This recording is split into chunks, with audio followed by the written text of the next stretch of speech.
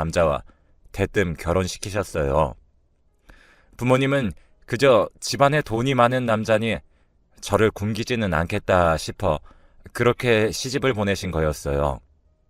하지만 결혼하고 나니 실상은 전혀 아니었습니다. 남편이 돈이 많은 척 차를 타고 입고 다녔던 옷들 모두 자기 매형에게서 빌려온 것이었습니다. 자기 누나는 정말로 시집을 잘 가서 돈 많은 매형에게 한 가족이 빌붙어서 돈 있는 체 하면서 살고 있었던 거였죠. 그 사실을 알아봤자 이미 결혼을 해버렸으니 물을 수도 없어 그냥 분수에 맞게 살자고 생각하며 참았지만 남편의 생각은 전혀 달랐습니다.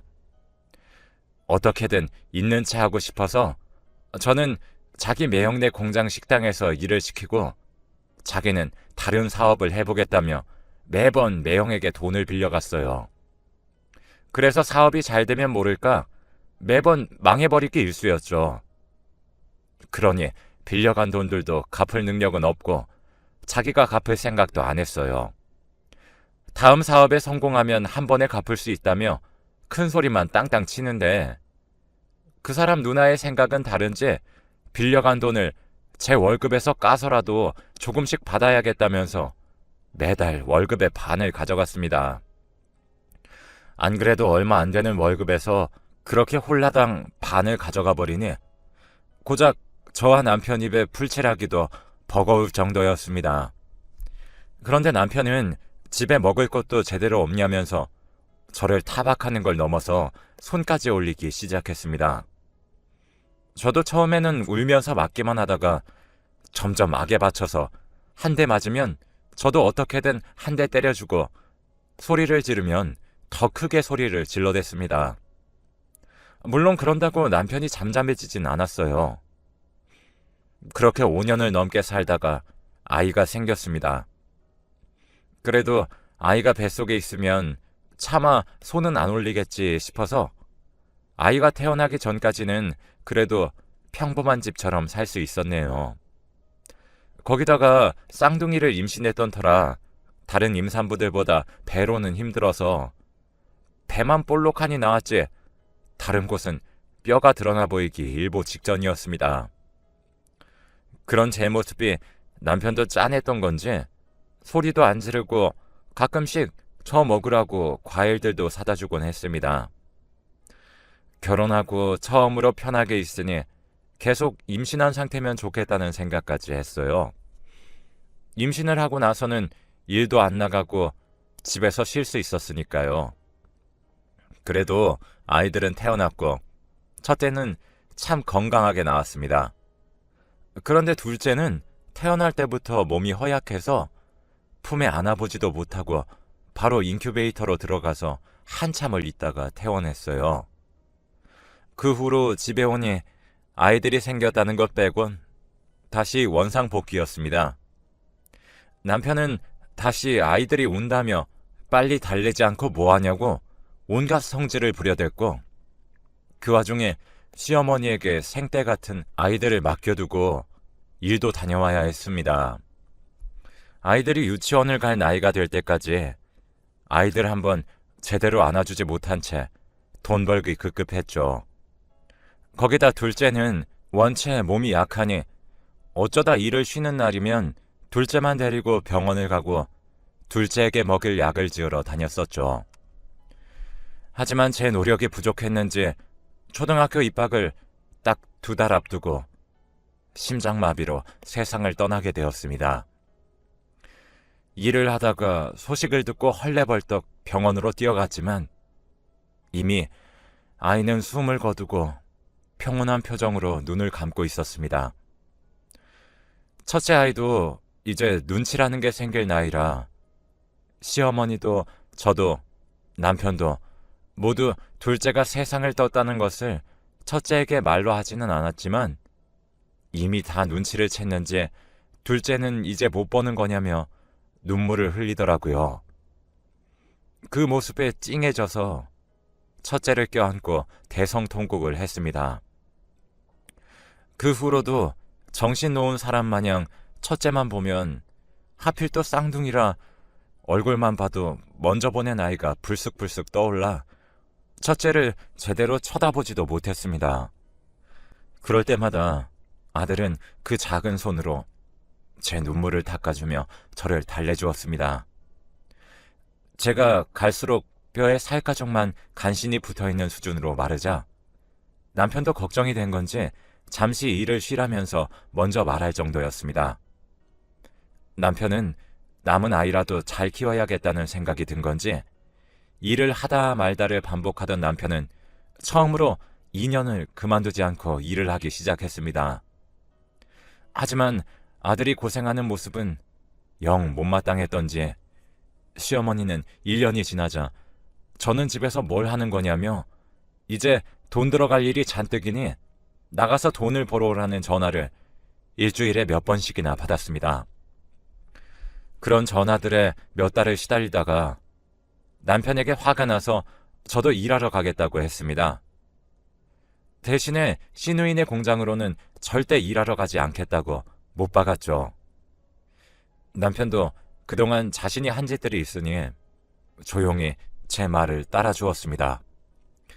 그래서 집 근처 번화가에 있는 식당에서 주방 일을 시작했습니다. 2년을 쉬었다고는 하지만 그래도 20년을 가까이 일했으니 일은 금방 적응하고 꽤나 일을 잘해서 사장님께서 돈도 매번 넉넉하게 챙겨주셨습니다. 덕분에 돈 쌓일 날이 없던 통장에도 차곡차곡 돈이 쌓여갔습니다. 그렇게 돈이 넉넉함에도 불구하고 저는 계속해서 일을 했습니다. 계속 압박을 받기도 했었고 돈을 벌지 않으면 안 된다는 강박증도 비슷하게 가지게 되었습니다. 돈이 넉넉하니 아들을 먹이고 입히는 걸 넘어서 과외고 학원이고 다 해줄 수 있는 정도였습니다.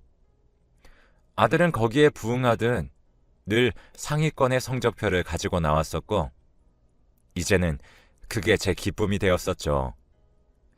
그러던 중에 몇 년을 일하던 식당 사장님이 이제 자기 몸도 좋지 않고 자기 자식들도 가게를 물려받을 생각은 없다면서 가게를 정리하려고 한다는 말씀을 하셨습니다. 그동안 정이 들 대로 들어버려서 조금 섭섭해졌었지만 제가 뭘 어쩌겠나 싶어 가게가 언제쯤 팔리려나 하고 있는데 생각보다 쉽게 팔리지 않아서 사장님도 고민하는 눈치였습니다. 원래는 가게를 팔고 난 돈으로 제 퇴직금까지 챙겨주시려고 했었거든요. 그런데 한 달이고 두 달이고 팔릴 기미조차 보이지 않으시자 사장님께서 혹시 싸게 해줄 테니 이 식당을 인수할 생각이 없냐고 물으셨습니다. 생각지도 못했던 제안에 어안이 벙벙하여 얼마쯤에 파실 생각이냐고 물으니 다행히 제가 모아놓은 돈보다 조금 더 낮은 가격이었습니다. 그 돈이면 가게를 인수하고도 리모델링까지 할 수 있을 정도여서 저도 몇 분을 채 고민하지 않고 덜컥 인수하겠다고 했습니다. 그 후로 순식간에 가게를 인수하는 계약서에 도장까지 찍고 저는 어엿한 식당 사장님이 되었습니다. 다행히 그 후로 장사도 잘 돼서 혹시나 장사가 안 될까 했던 걱정은 다 쓸데없었다는 것을 깨달았죠. 아들도 워낙에 성적이 좋았었으니 입시를 준비할 때는 부족함 없이 지원해서 아들도 좋은 대학교에 입학할 수 있었습니다. 그때는 이제 제 인생은 폈다고 생각했어요. 이제 시어머니도 시누이도 저를 괴롭히지 않고 돈도 넉넉하게 벌고 있으니 걱정거리가 없었죠. 그런데 그런 제 생각을 비웃기라도 하듯이 남편이 암 진단을 받았습니다. 평생을 담배를 입에서 떼지 못하던 사람이라 폐암에 걸려 이미 되돌릴 수 없는 상태였습니다. 저에게 못해준 것도 많은 남편이었지만 그래도 남편인데 살 날이 얼마 남지 않았다는 소리를 들으니 심장이 철렁 내려앉더군요. 이제 막 아들이 대학에 입학하고 힘든 시기가 다 지나갔는데 남편은 6개월 정도 남았다는 의사의 말과는 다르게 3개월도 채 살지 못하고 세상을 떠났습니다. 원래도 아들과 그다지 살가운 관계는 아니었지만 아들이 대학교에 가고 나서는 더 심해져서 저는 어디에 의지할 곳도 없었습니다. 아들에게 용돈이 필요하지 않냐는 핑계로 이리저리 말을 걸고는 했지만 그것마저도 5분을 넘기지 못하고 뚝 끊어지기 일쑤였죠. 심지어는 갈수록 더 쌀쌀맞아지더니 학교 근처에서 자취를 하겠다며 집을 나가서 살겠다고 돈을 달라고 하더라고요. 아들이 집마저 나가면 정말 되돌릴 수도 없는 관계가 될 것만 같아서 그건 절대로 안 된다며 못을 단단히 박아두었습니다. 하지만 그 후로 아들은 일주일의 절반은 넘게 집에 들어오지 않았고 어디서 뭘 하다가 오는 건지도 당연히 알려주지 않았습니다. 그러다 아들 가방을 빨아주려고 가방에 있는 쓰레기들을 꺼내는데 이상한 책자가 나오는 겁니다. 처음에는 작은 성경같이 생겨서 아들이 교회를 다니기 시작한 건가 싶었는데 내용을 읽어볼수록 사이비 종교인 것 같았습니다. 한참을 심각해져서 읽고 있었는데 마침 집에 들어온 아들이 제가 읽고 있는 것을 휙 낚아채듯이 빼앗더니 왜 남의 가방을 함부로 뒤지냐며 화를 버럭 내질렀습니다. 저도 아들이 사이비 종교로 빠지는 건 그냥 두고 볼 수만은 없었기 때문에 그 책자는 뭐냐며 추궁했어요. 그러니 아들은 제 말은 제대로 듣지도 않고 마음대로 하라며 집을 나가버렸습니다. 아들에게 문자며 전화며 수없이 해보았지만 답은커녕 아예 차단당해버렸습니다. 그 후로 아들이 군대를 가는 것도 보지 못하고 연락도 못한 채로 살았어요. 저에게 참 가족복이 없구나 싶었습니다. 그렇게 잘 살아보려고 노력해봤자 결국엔 아들과 남편을 먼저 떠나보내고 남아있는 아들마저도 제 옆에 있어주질 않았으니 다 무소용인 것 같았습니다. 그래서 제가 벌어놓은 돈을 조금씩 떼어 여기저기 복지단체에 기부를 했습니다. 많이는 하지 않았지만 가족이 필요한 아이들이 따뜻한 밥이라도 제대로 먹고 다녔으면 하는 마음에 아들이 떠나고 난 뒤로 꾸준히 7년을 해왔습니다. 혹시나 밥을 제대로 챙겨 먹을 수도 없을 만큼 가난한 아이들은 가게로 불러 밥을 먹이기도 했습니다. 그러던 어느 날 가게로 옷차림이 남루한 어려 보이는 커플이 들어왔습니다. 남자 쪽은 모자를 눌러 쓰고 고개도 푹 숙이고선 어두운 분위기를 숨기지 않고 풍기고 있었습니다. 그래서 혹시 음식값을 낼 돈이 없어서 그런 건가 싶어 몰래 도망가도 모르는 척 해줘야겠다 생각하고 있었죠. 그리고 테이블에 음식을 내려놓으면서 흘깃 남자의 얼굴을 보았습니다.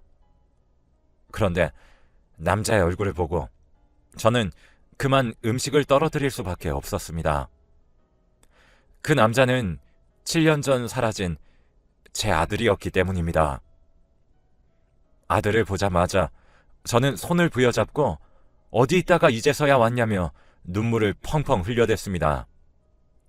그러자 처음에는 안절부절 못하며 잘못 본 거라며 자기는 그런 사람이 아니라고 하다가 아들도 결국엔 너무 늦게 와서 죄송하다며 눈물을 흘렸습니다. 아들도 저를 볼 면목이 없다며 졸업하고 1년을 넘게 취직도 못하고 알바만 전전하는데 우연히 제 가게 근처에 왔다가 멀리서 얼굴만 보고 가려고 했다고 하면서 죄송하다며 한참을 울더라고요. 그 모습에 아들에게 먼저 연락 오기를 기다리고 있었던 제 행동들이 미워지면서 아들에게 너무 미안해졌습니다. 아들은 어디 하나 기댈 곳 없이 힘들게 살고 있었는데 그것도 모르고 저는 기부를 하고 있었으니 더 미안하게 느껴졌습니다. 한참을 아들과 이야기를 나누던 중 아들의 건너편에 앉은 여자가 그제야 눈에 들어왔습니다. 슬며시 눈길을 주자마자 여자는 단아하게 웃으면서 이런 모습으로 찾아뵈어서 죄송하다며 아들과 혼인신고하고 살고 있다고 자기를 소개하더라고요. 자기도 아들과 같은 과 친구였었다면서요. 그 이야기를 듣고 제가 조금 당황한 기색을 보이자 며느리도 사실은 아들이 집을 나와서 자기랑 같이 살았었다고 하더라고요. 그러다가 대학 생활 중에 덜컥 혼인신고부터 해버렸다고 했습니다. 졸업 전에 취업하는 게 목표였었는데 생각보다 쉽지 않아서 졸업하고도 아직까지 둘 다 취업도 못하고 있다면서요. 듣고 있으니 며느리 쪽 사정이 딱하더라고요. 그래서 먼저 제 가게에서 일하는 건 어떠냐고 물으니 반색을 하며 좋다고 하는 겁니다. 사실 식당이 장사가 잘 돼서 2호점도 냈고 옆 가게랑 벽도 터서 그전보다 훨씬 더 넓어졌거든요. 그래봤자 식당 일이니 싫어하지는 않을까 싶어서 물어봤는데 오히려 좋다고 하니 제가 더 얼떨떨해졌죠. 그 후로 아들과 며느리는 식당 일을 배웠습니다. 생각보다 열심히 하기도 하고 일도 빨리빨리 배우니 저도 아들에게 식당 비법들을 조금씩 알려주기 시작했습니다. 이제는 제가 일주일 정도는 자리를 비워도 아들이 대신할 수 있는 정도까지 딱 3개월 걸렸습니다. 역시 어렸을 때부터 똘똘하던 아이라 일도 빨리빨리 배우더라고요. 아들이 저 없이도 척척 해내는 모습에 절로 뿌듯했습니다. 며느리도 마찬가지로 일도 잘하고 손님들에게 사근사근하게 웃으면서 서비스하는 모습에 절로 흐뭇해졌습니다. 그런데 그렇게 일을 잘 하다가도 일주일에 한두 번씩 일이 있다며 둘이서 사라졌습니다. 한 번은 너무 궁금해져서 대체 어딜 가는 거냐며 물었지만 둘 다 멋쩍어 하는 웃음으로 넘겨버렸습니다. 그래서 다음에는 뒤따라가서 확인해보니 아들과 며느리가 웬 허름한 여행사 건물로 들어가더라고요. 자기들도 이제 여유가 좀 생겼으니 여행이라도 가려나 보다 했습니다. 그런데 그 다음날 뜬금없이 며느리가 먼저 저보고 여행을 다녀오는 건 어떠냐며 그동안 쉬지도 않고 고생했으니 여행 가서 쉬다가 오라며 등 떠밀었습니다. 제가 망설이고 있자 비용은 자기들이 다 부담한다고 하더라고요. 사실은 이미 비행기표랑 숙소도 다 패키지로 예약해놨다면서 자기들이 가게도 잘 보고 있을 테니까 마음 편히 다녀오라는 소리에 전날 여행사를 갔었던 이유가 이거였구나 싶어서 저도 효도라는 걸 한번 받아나 보자 싶어 결국엔 수락했습니다. 혼자서 처음으로 해외여행을 가는 거니 조금 무서웠는데 가이드들도 다 있고 제 또래인 사람들도 많아서 그곳에서 친해져서 일주일을 신나게 놀다가 한국으로 돌아왔습니다. 아들과 며느리에게 줄 선물들을 잔뜩 들고서 한국에 들어오자마자 가게로 갔는데 무슨 일인지 가게가 문을 닫은 겁니다. 그래서 아들과 며느리에게 전화를 해봤지만 연락도 전혀 받지 않았습니다. 제가 없다고 그새 나태해져서 자기들 마음대로 가게 문을 안 열었구나 싶어 저라도 문을 열어서 장사를 해야겠다 싶어 가게 문을 열고 있는데 주방 안쪽에서 웬 처음 보는 사람이 나오는 겁니다. 놀라서 누구냐고 물으니 그쪽이 오히려 더 놀라면서 저더러 누군데 남의 가게에 함부로 들어오냐고 하더라고요. 그래서 무슨 소리 하냐며 여기는 제 가게라고 하니 상대 쪽은 자기가 이틀 전에 잔금까지 다 주고 인수했다는 겁니다. 놀라서 누구에게 인수한 거냐고 물으니 젊은 부부에게서 샀다고 했습니다. 혹시나 싶어서 아들 사진을 보여주니 맞다고 했어요.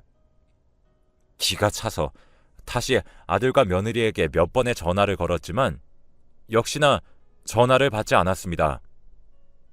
저는 그제서야 당했다는 생각에 경찰서로 향했습니다.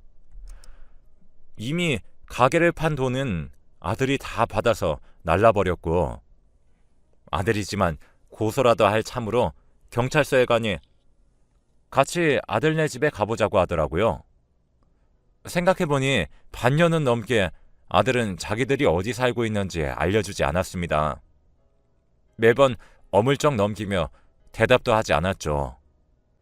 그런데 경찰이 알아낸 주소로 가니 저번에 아들과 며느리가 들어간 여행사 건물이었습니다.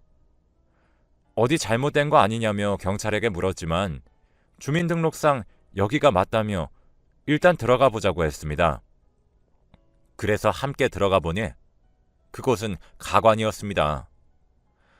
알고 보니 7년 전 아들이 빠졌던 그 사이비 종교 시설이었던 겁니다. 2층에 작게 여행사 사무실이 있는 것을 제외하고는 모두 사이비들이 바글바글 했습니다. 정말 거품을 물고 쓰러지기 일보 직전에 제 눈앞에 아들이 나타났습니다. 아들은 왜 여기 있냐면서 저를 데리고 밖으로 나가자고 했습니다. 저는 화가 치밀어 올라 어딜 나가냐면서 어디 사이비에 빠져서 엄마 뒤통수까지 칠 수가 있냐면서 소리를 고래고래 질렀죠. 그러자 여기저기서 사람들이 나오기 시작했습니다. 그중엔 며느리도 있었죠. 며느리는 저와 아들이 경찰과 함께 있는 것을 보고서는 경찰에게 무슨 일 있냐면서 아무렇지도 않은 척하며 뻔뻔하게 물었습니다. 그러고선 저에게 무슨 오해가 있는 것 같다면서 가족끼리 해결하겠다고 했죠. 그 말에 경찰도 어쩔 수 없다는 듯이 돌아갔습니다. 그리고 며느리의 눈빛이 돌변하더니 여기가 어디라고 감히 소란을 피우냐면서 몸도 마음도 경건하게 있어야 하는 곳이라며 저에게도 얼른 속죄하라고 방에 가두었습니다. 방에 갇히자 정말로 눈앞이 깜깜했습니다. 그런데 밖에서 문이 열리는 소리가 들리더니 아들이 문을 열고 얼른 도망치자고 했습니다. 무슨 일인가 물어보려고 했지만 나가서 말해줄 테니 얼른 도망치자고 하는 겁니다. 그렇게 새벽이 다 되어서야 건물 밖으로 나와서 집으로 갈 수 있었습니다. 그리고 아들에게 들어보니 며느리라고 생각했던 그 여자는 알고 보니 사이비 교주의 딸이었습니다.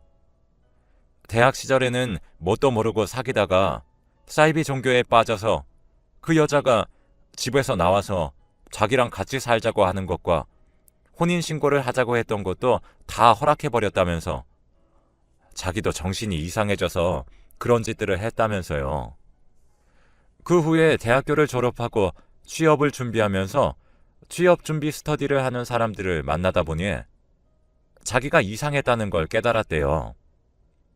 그런데 이미 발을 빼기에는 너무 깊숙이 들어가 버려서 함부로 나가겠다고 하면 위험할 것 같아서 어쩌지 못하고 있었는데 그 여자가 먼저 눈치채고 제 가게를 자기에게 바치면 놓아주겠다고 했다고 합니다.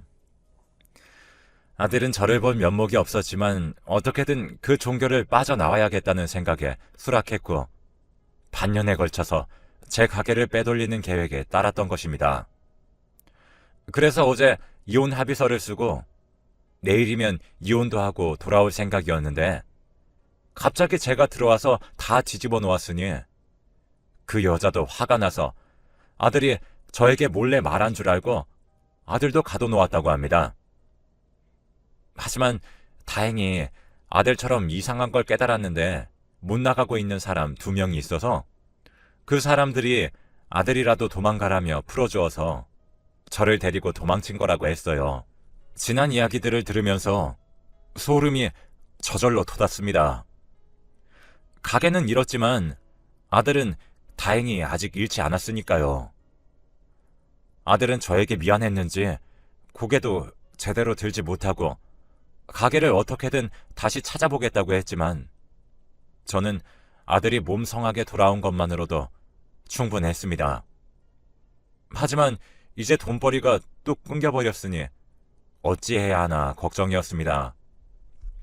아들은 자기가 얼른 취업을 해서 저를 먹여 살리겠다고 했지만 어떻게 아들에게 마냥 기대서 살겠어요.